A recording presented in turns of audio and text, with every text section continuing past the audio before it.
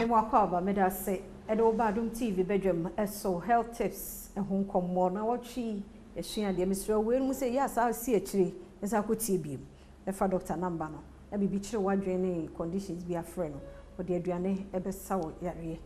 Dr. Benjamin Niakon me de asedema endpoint homeopathic clinic na da Roma and adwumedi enso yetime de bro juada de kosi fiada se manum bia na awie na onya ho na akọ ba bia wo kro ti kone ne endpoint enso nya adwuma wa pomodin kwan so freno 0244867068 0244867068 dog anas me mo ache mo akwaba Joseph ya da se na wotwi wo mre no wadaje a wodi amaye etwa to ni yesi ya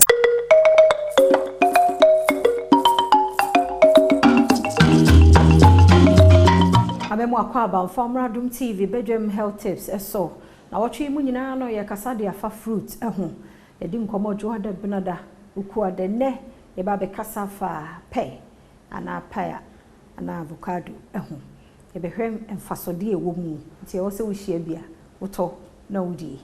me dey say dem endpoint homeopathic clinic na da Roma friend was 0244867068 awie bia o friend obejo so me ne Dr. Benjamin Niakon e dey di nkoboyi dog anas me mo akwaba me da say na umre no wadaje avocado pe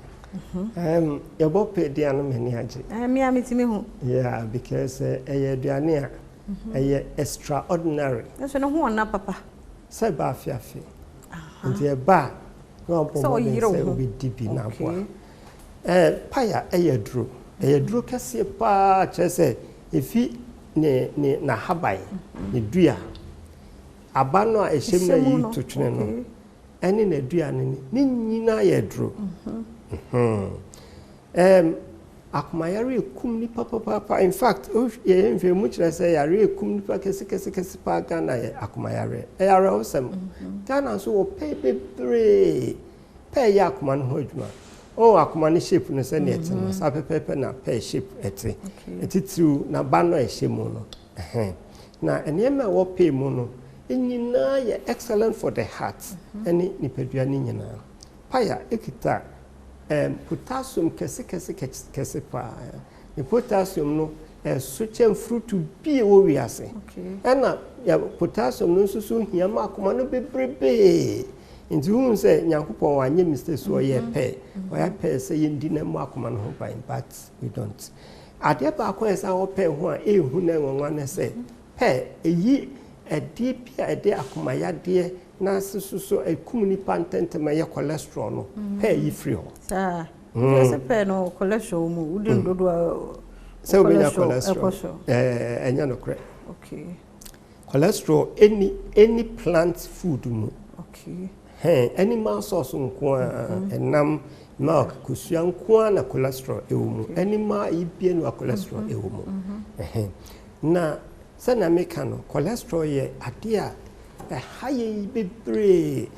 obi benya heart attack cholesterol bedentini ade moje ekọ na akoma no ho no na bem na nya heart attack obi benya stroke a cholesterol ebedentini a ewo adwene no mu no ena de stroke beba emema omu aye mere bebre ade bia amafo tonu cholesterol ededa bema obema no ho ena ma untumi emperform obo house me na yemi titriti ansa na ona be utitriti no na entinu a ede moje ko na ho no emu ahya asese esi unsa baby body bia moje ntumi nko yie bia problem ba ho se moje nko kidneys no hu ya moja problem ba ho ko liver mu a problem be bia moja nko numpenum yia numpenum wew nti hu se pe ebie entinimu na eti cholesterol so no na chese eyaduane kese pa ese pomodin se bedi papa etimi abo se make no wani be obviously a moja nko wani so yie emfa nutrients na emfa oxygen enkwa ena obenya problem so nti aduane pietimi bi entinumu ema moja no koba bia kama no eye superb eye extraordinary that because pe kita sadie no ɛna sade wo ba sade wo pɛ no mu no ɛyɛ sade a nipadua ne hia paa nipadua ne hia ɛyusu no kama nti ɛsɛ sɛ yɛbɔ mmɔden sɛ yɛbɛdi pɛ na etumi aboa obi a obɛka kyerɛ sɛ cholesterol wo pɛ mu nti me nipa biara no ɛnyɛ no kreda research is bebre na kɔso ho ɛda se pa yɛmfa wo si hɛ nɛ Dr. Benjamin Nuako clinical nutritionist and I say no and cano